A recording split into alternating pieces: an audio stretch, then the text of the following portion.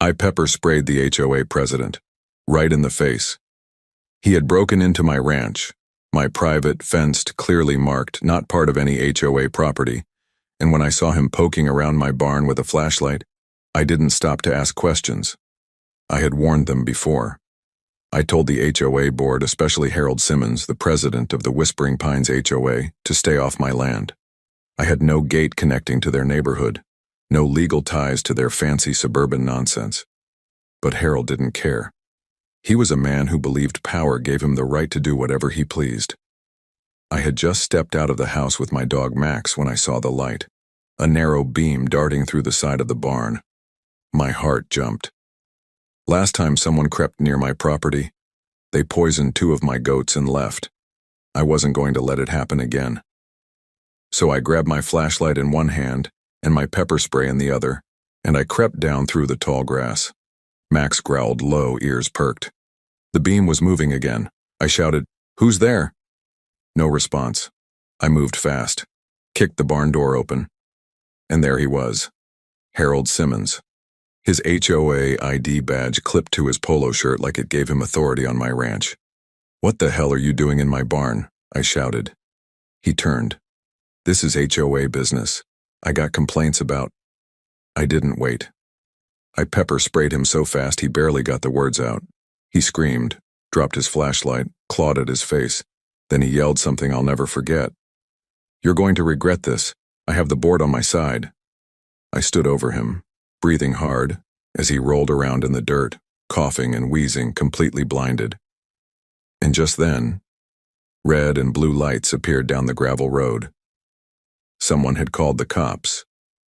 But who? Now let me take you back, because this didn't start with pepper spray. It started with kindness, with my dad's old ranch, a dream, and the simple hope that people would respect my land. I bought the place with everything I had. After my dad passed, I left my job in Austin and moved out to the old property in East Texas. It wasn't much. 50 acres of raw, uncut land, a 2-bedroom farmhouse, a barn that needed patching, and fields that hadn't been tended in years. But it was peaceful. And it was mine. My name's Josh Mitchell, 34. Worked in IT for almost 10 years. But city life was draining the soul out of me. I wanted a new start, something that mattered. So I came back home. The first 6 months were rough. I spent mornings fixing fences and evenings trying to get internet strong enough to stream the weather. I didn't have much, just Max, a stubborn old pickup and a deep respect for hard work. Then came the HOA. I didn't even know we were neighbors at first. Whispering Pines Estates was a high-end development that popped up about a quarter-mile from the edge of my land. Big gates, bigger egos. They had rules for everything: grass height, mailbox design, even how long you could leave your trash out. I wasn't part of it. Legally, not even close. My property wasn't zoned under their jurisdiction. My entrance was from the county road, not their gated community. Still, the problem started small. First, it was the notes, slipped under my gate. "Your fencing is a visual nuisance to the neighborhood. Your chickens are causing noise pollution. Your tractor is parked in plain sight and is considered an eyesore." At first, I laughed. I thought it was just a nosy neighbor.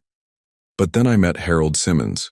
He knocked on my door one sunny morning wearing khakis, a tucked-in blue shirt, and a clipboard in hand. "Mr. Mitchell," he said, smiling. "I'm Harold Simmons, president of the Whispering Pines HOA. We've been getting some complaints from our residents." "About what?"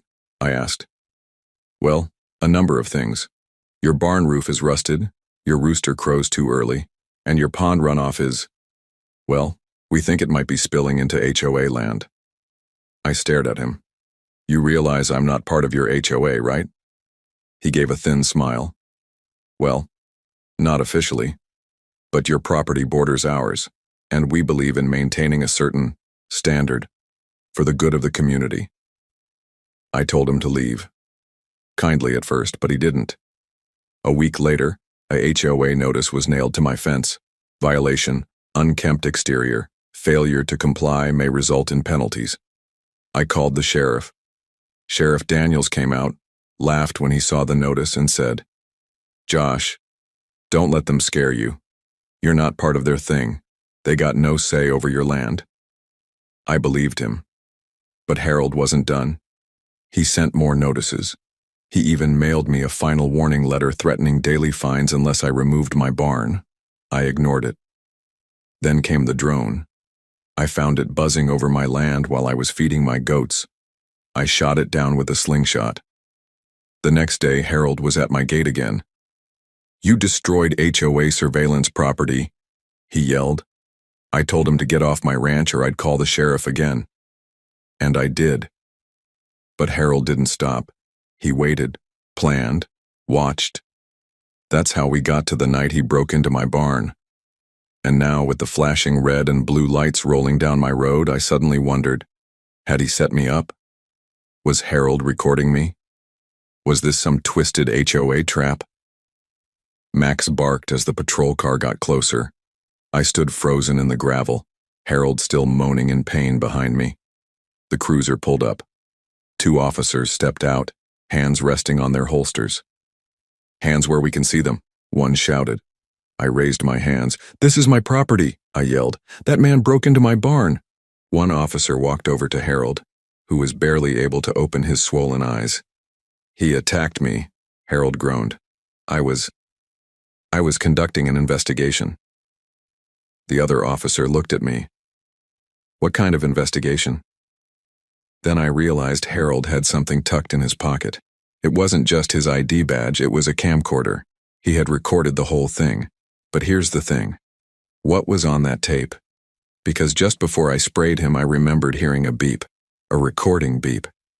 And I couldn't shake the feeling that he wanted this to happen. But for what? What was Harold Simmons trying to do on my land that night? And who tipped off the cops before I even made the call?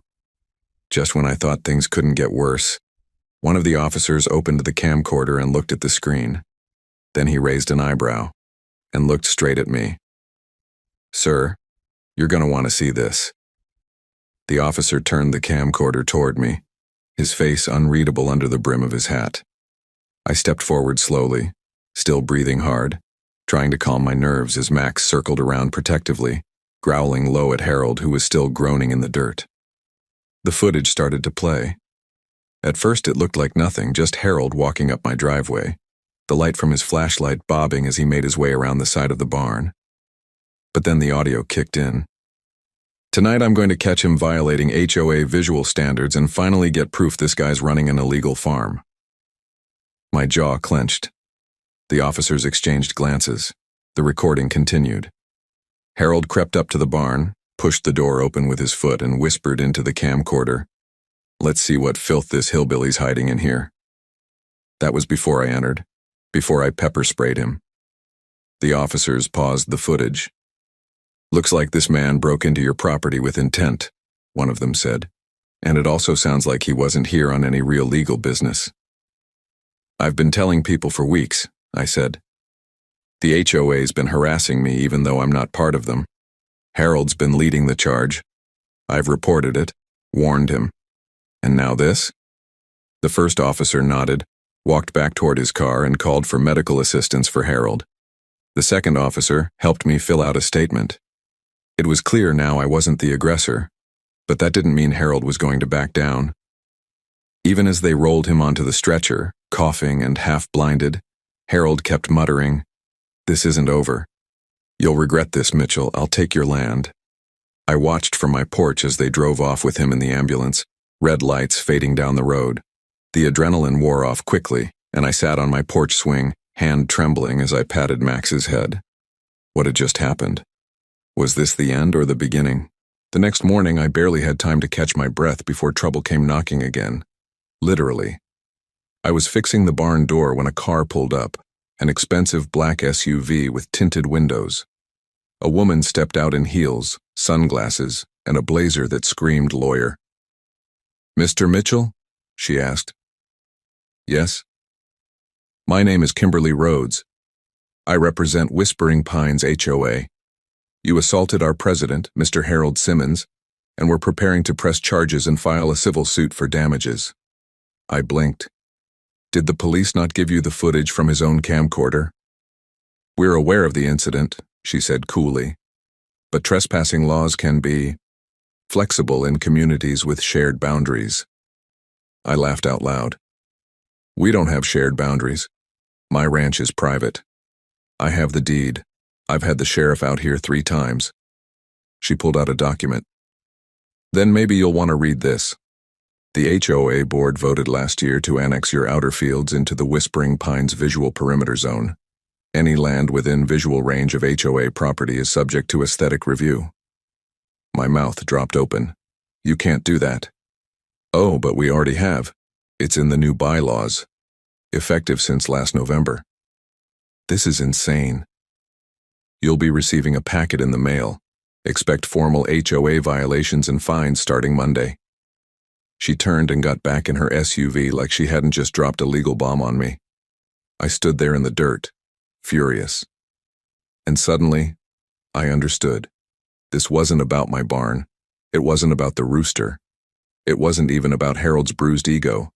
They wanted my land. Whispering Pines had maxed out their plots. They had rich people lining up to build more homes, but they had nowhere else to go. My ranch sat on the only green open space within miles. They didn't want me to leave because I was a nuisance. They wanted me gone because they needed my land. And now they were getting aggressive.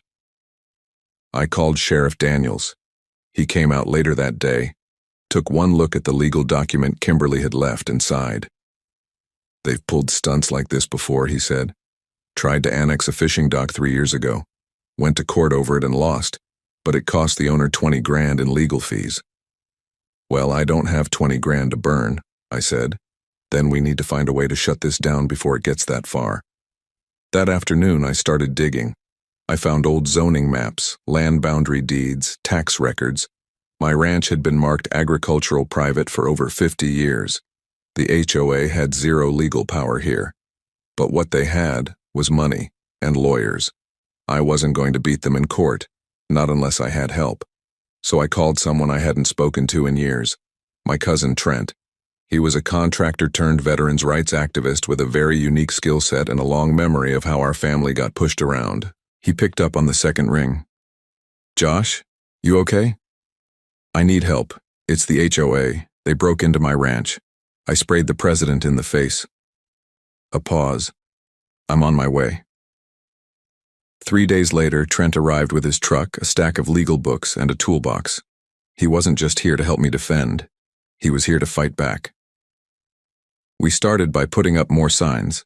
Private property, no trespassing, violators will be prosecuted, and reinforcing my fences. We installed a few solar-powered security cameras around the property, and even rigged a motion-activated floodlight system that lit up the entire barnyard like a football stadium. Then, Trent suggested something crazy. You know what makes them nervous? He asked, sipping coffee on the porch. Publicity. I raised an eyebrow. You mean the media? No, online. You've got the footage. You've got your story. HOA abuses of power are a hot topic. People hate this stuff. Post the video online. Let the internet deal with Harold. It felt risky, but I did it. That night, I uploaded a trimmed version of the footage with the title, HOA President Breaks into My Ranch, Gets Pepper Sprayed, and Claims It's Legal. By morning, it had 300,000 views. By noon, it was on Reddit's front page. By evening, my phone was blowing up. And that's when I got a knock on the door. This time, it wasn't Harold. It wasn't Kimberly. It wasn't the sheriff. It was someone new, a man in a black suit. No name tag, no smile. Just a manila envelope. He handed it to me and said one thing. You've made some powerful enemies, Mr. Mitchell. Then he turned and walked away. I opened the envelope and read the first line. Notice of eminent domain review. Property under consideration for community redevelopment. I dropped into my chair. They were going to try and take my ranch. This wasn't just HOA drama anymore. This was war. The paper in my hands felt heavier than any tool I had ever lifted on the ranch. It wasn't just a legal notice. It was a threat to my entire way of life. Eminent domain, community redevelopment. These weren't words you threw around unless you were planning to steal someone's home and justify it with government stamps and courtroom jargon. I reread the notice again, this time out loud. The Whispering Pines Development Association, in conjunction with regional zoning committees, is reviewing nearby parcels of land for potential acquisition under community enhancement initiatives. It was official-sounding garbage, a dressed-up way of saying, "We're coming for your land, and there's nothing you can do about it." I called Trent, who was out fixing the east fence line. He came jogging up with his sleeves rolled and sweat across his brow, and when he saw the paper, his jaw clenched tight. "They're pushing this hard," he muttered, "and they're getting government offices involved now. They want this to look clean, like they're doing the neighborhood a favor." I nodded. "They want me to look like the problem." "Exactly. You, the guy raising goats and fixing old fences, somehow the villain. Meanwhile, they're building cookie-cutter homes and calling it progress." He walked inside and grabbed his laptop, muttering, "Not on my watch." That evening, we did a live stream update. I explained everything: the break-in, the camcorder footage, the pepper spray, the lawyer, the sudden arrival of an eminent domain letter. Trent handled the tech, read out property laws, and showed the zoning maps proving my land was never HOA territory. The response online was insane. Comments flooded in. "HOAs are getting out of control. This guy needs a good attorney, and a GoFundMe. You can't just take a man's land because it's pretty." By the next morning, news vans were pulling up outside the ranch. Local channels, bloggers, even a documentary crew from Austin that focused on land rights abuse. One guy from Channel 6 News asked, "Do you feel safe, Mr. Mitchell?" I didn't know how to answer, because honestly, no, I didn't feel safe anymore. I had cameras, fences, pepper spray, and a loyal dog. But I was one man up against a machine that didn't care about laws or truth. They cared about power. The next less extreme moment came surprisingly from someone I didn't expect. One of the HOA members. Her name was Carol Jenkins, mid-60s. Curly gray hair. She pulled into my drive in a powder blue sedan and stepped out holding a peach cobbler. I didn't trust her at first. "Mr. Mitchell, I know I'm part of Whispering Pines," she said nervously. "But I want you to know not everyone over there supports what Harold is doing." I blinked. "Really?" She nodded.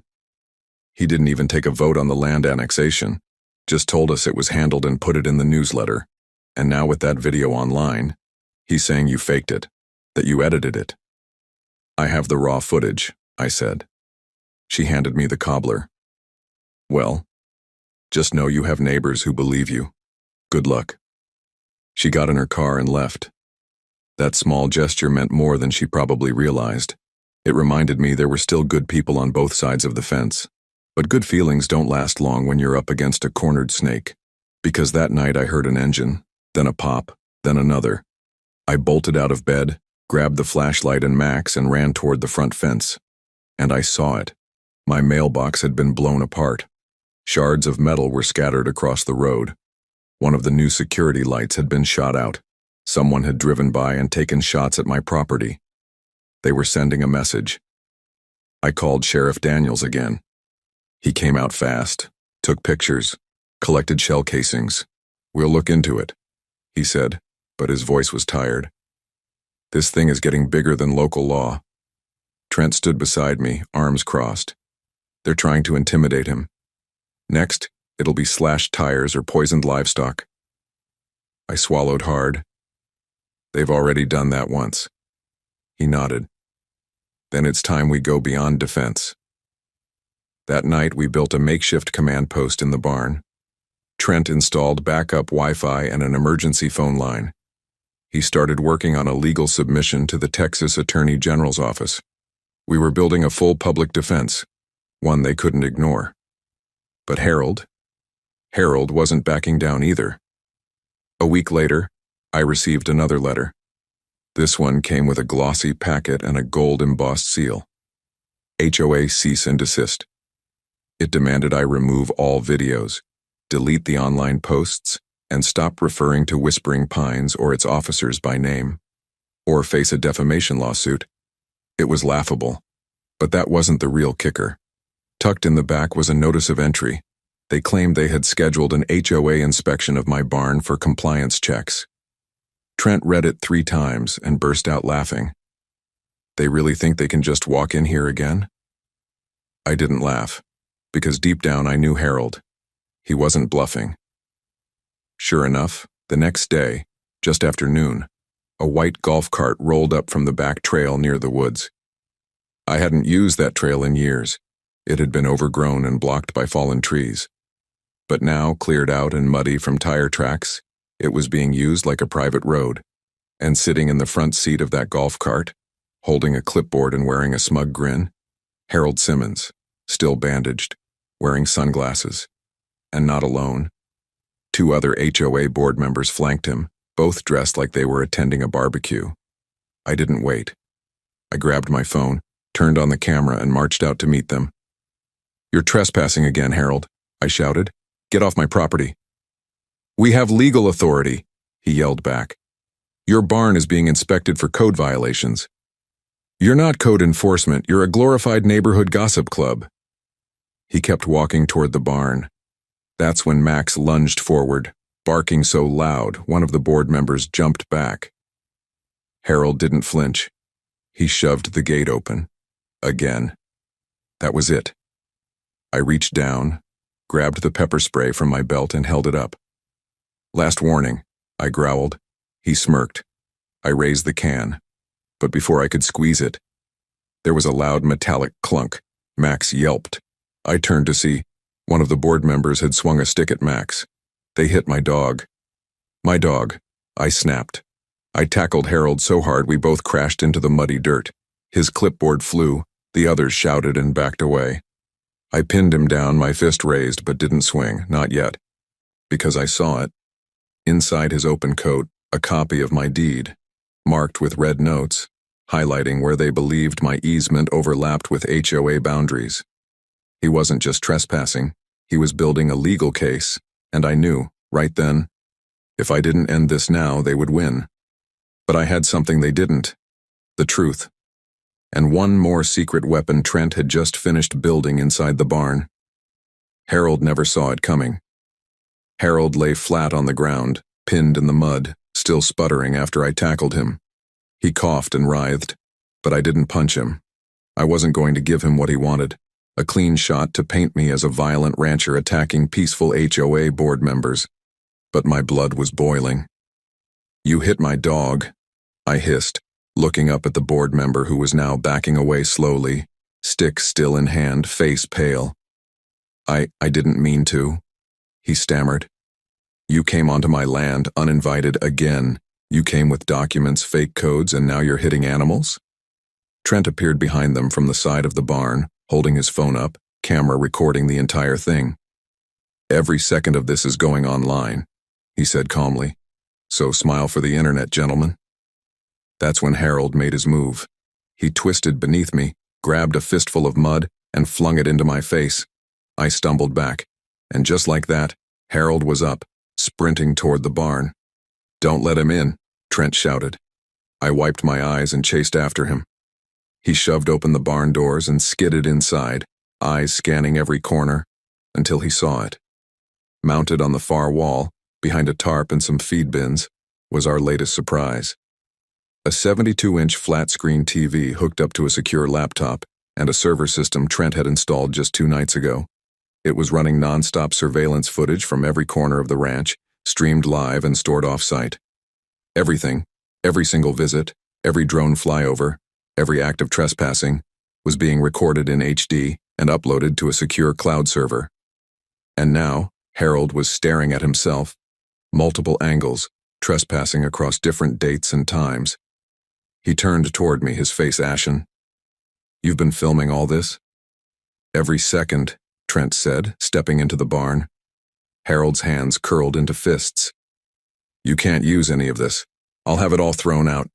This is an invasion of privacy." Trent laughed. "On your property? No, Harold. You're the one invading. And now, we're pressing charges for animal cruelty, trespassing, attempted property fraud, and assault. You're bluffing." "Then let's take it to court," I said, still wiping the last of the mud from my shirt. Let's show the judge your annotated copy of my deed. Let's show them your little board members trying to beat up a dog. Let's see what they think of that. Harold's face twitched. He was cracking. But then he did something none of us expected. He pulled out his phone and dialed someone. "Get the car ready," he said. "Plan B is in motion, tonight." He ended the call, shoved past Trent, and stormed out of the barn. "Should we stop him?" I asked. Trent shook his head. "No, we just got everything we need. Let him dig his grave." Still, that Plan B line haunted me. What was Harold planning now? We stayed on high alert. Trent stayed up watching the cameras. I took shifts walking the perimeter with Max. The tension was thick. Even the goats were skittish. The next less extreme moment came in the form of support. Carol Jenkins returned, this time with more than peach cobbler. She brought 2 other Whispering Pines residents, Marcy and Craig, both in their late 50s, kind eyes, worn hands. They looked like people who didn't belong in a rigid HOA neighborhood full of luxury cars and matching mailboxes. "We heard what happened," Craig said. "And we've had enough."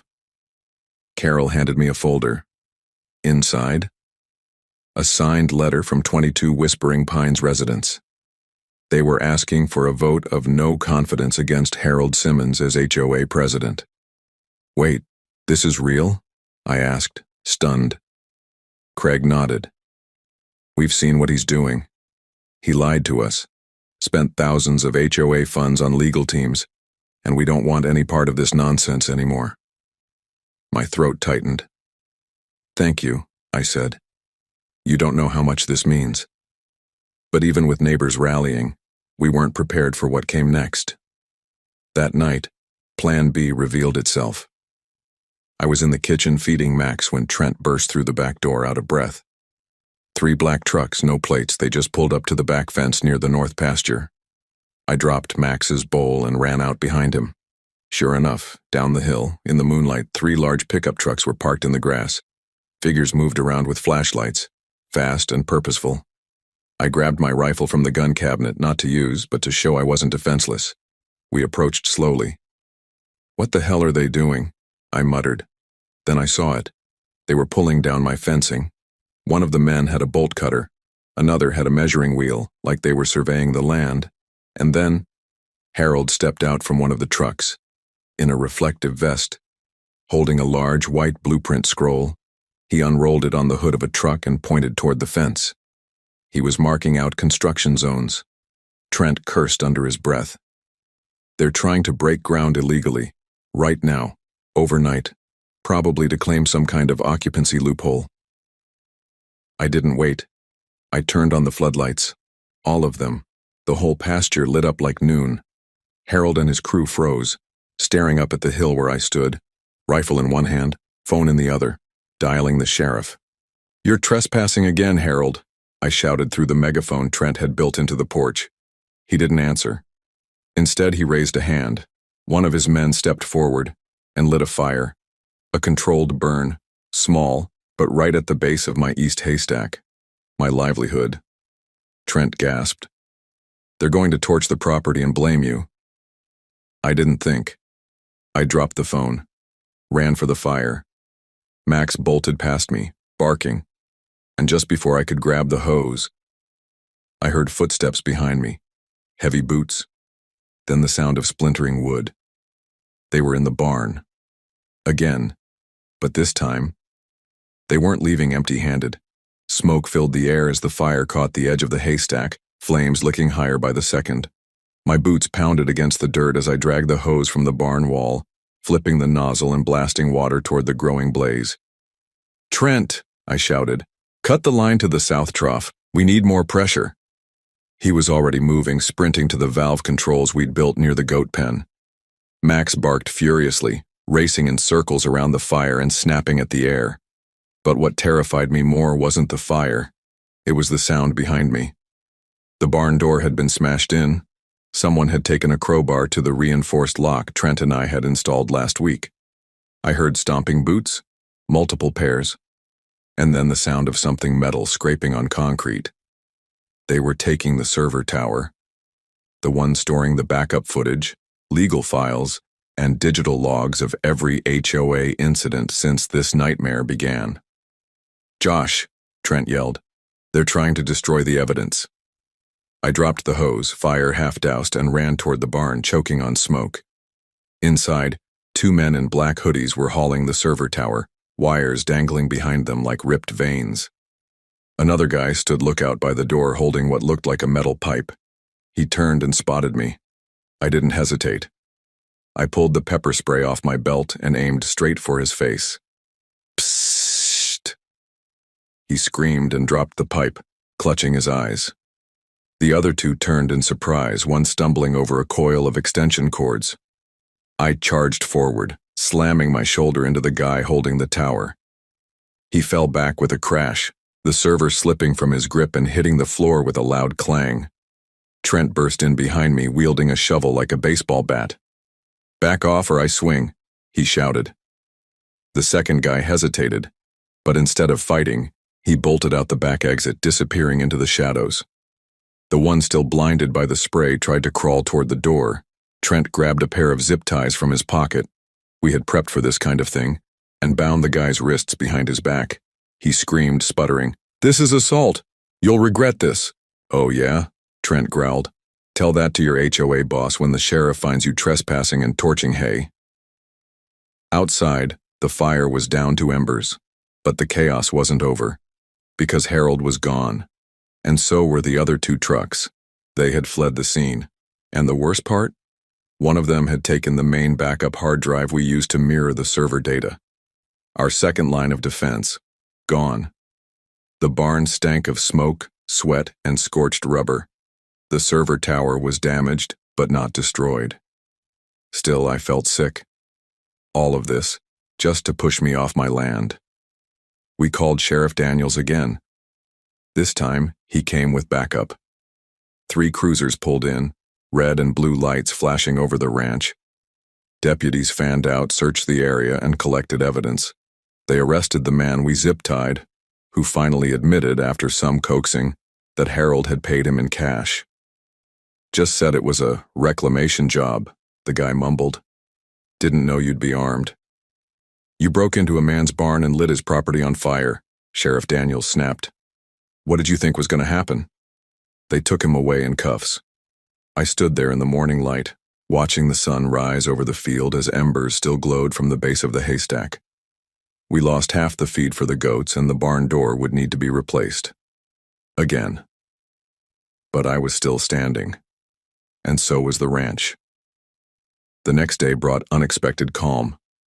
After weeks of harassment, destruction, and chaos, Whispering Pines went eerily quiet. No more golf carts, no drones, no mystery SUVs.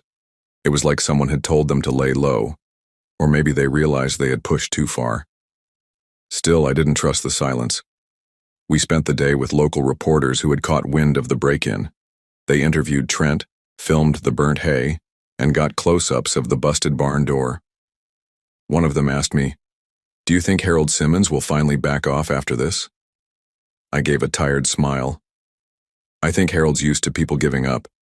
He's not used to someone fighting back." And fight back, we did. The footage from the night of the fire, the barn break-in, it was still stored, miraculously, on the secondary cache of the server tower. Trent managed to recover over 80% of the footage. We posted a full documentary-style video online, combining every trespass, every verbal threat, and now attempted arson.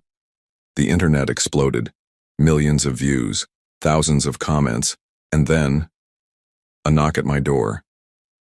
This time, it wasn't a lawyer, a trespasser, or a neighbor. It was a federal agent, FBI badge, serious face. "Mr. Mitchell, I'm Agent Reyes.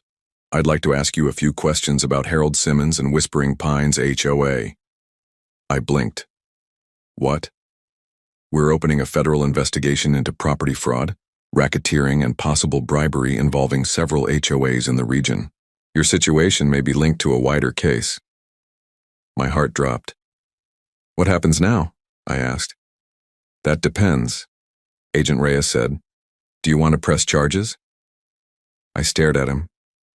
My hand curled at my side, because in my mind I saw Harold's smug face, that blueprint rolled out on his truck hood, and Max yelping after being struck. Yes, I said, my voice cold. I want him held accountable for everything. Agent Reyes nodded. Then you'll want to see this. He handed me a thick folder. Inside were photographs, documents, transaction histories. One caught my eye immediately. It was a picture of Harold Simmons shaking hands with a county zoning officer. The caption read, "Zoning boundary change proposal, approved off record." He had been buying people off. This ran deeper than I ever imagined, but nothing prepared me for what was at the bottom of the folder, a notarized request, filed by Harold Simmons himself. Request for emergency eviction enforcement against Joshua Mitchell for failure to comply with HOA land ordinances. Filed just 3 days ago. He was going to try one last time, and that meant I had to be ready. Because Harold wasn't done yet, and neither was I. I stood on my porch staring at the eviction document like it was a bomb waiting to go off. Even after everything, after the break-in, the assault on Max, the fire, the stolen hard drive, Harold had still filed paperwork to get me off my land. But this wasn't a bluff. This time, he had filed it directly with the county civil court, bypassing HOA channels completely. He had cited fraudulent HOA bylaws, forged annexation maps, and emergency community ordinance violations. According to his document, my ranch was now non-compliant agricultural land, posing a visual and safety hazard to residents. It was all lies, but lies backed by money and signatures can still get people evicted. Trent flipped through the pages, his face hard. If we hadn't caught this in time, the court would have sent a sheriff to enforce it. You could have been removed within days. My stomach twisted, and we're not even in the HOA. Doesn't matter. Harold has county officials in his pocket, or he had them. Agent Reyes had stayed in town after his first visit, and with his help, we forwarded everything. The video footage, the forged deed notes, even the camera feed from the barn break-in, directly to the Federal Property Crimes Unit. Reyes looked through it all, then gave a sharp nod. It's enough. Enough to arrest Harold Simmons. And they did. The day it happened, I was cleaning the goat pens when the sound of sirens broke the morning stillness. I stepped out onto the porch, wiping my hands on my jeans, just in time to see 3 unmarked SUVs roll into Whispering Pines. Harold didn't go quietly. According to Carol, who called me minutes later, he screamed the whole time, swore he'd sue every person who'd turned against him, and even tried to claim he was the victim. But this time, the law wasn't buying it. Harold Simmons, president of Whispering Pines HOA, was arrested on 7 counts of trespassing, 2 counts of attempted arson, animal cruelty, fraud, unlawful surveillance, and conspiracy to falsify land documents. His mugshot went viral before noon. The man who'd terrorized me for months was now being walked out of his marble driveway in handcuffs, flanked by the very same sheriff he once tried to manipulate. But just when I thought the storm had passed, the final twist came. Agent Reyes returned that afternoon with a somber look on his face. "There's something you need to see," he said, handing me a sealed file. Inside were copies of recorded wiretaps. Turns out, Harold wasn't acting alone. He'd been coordinating with a small group of HOA presidents across the county. Together, they had been working to slowly expand their neighborhoods through visual compliance zones, a term they made up to scare landowners near them. They'd been forging votes, bribing inspectors, and harassing people into either selling or getting evicted. I was just one of dozens, but I was the first to fight back loudly, and because of that, others started speaking out too. Within a week, 2 more HOA presidents were arrested. 4 county workers were placed under investigation. The zoning officer in the photo resigned immediately. I stood on my porch one last time that week, watching the sunset bleed across the fields. Max sat by my side, tail thumping gently. The barn had a new door, The fence was reinforced, and our cameras now streamed directly to both a cloud and a flash drive locked in a fireproof safe. Whispering Pines? A new HOA president had been elected, Carol Jenkins. First order of business, restoring peace, and removing all forged bylaws that ever mentioned my land.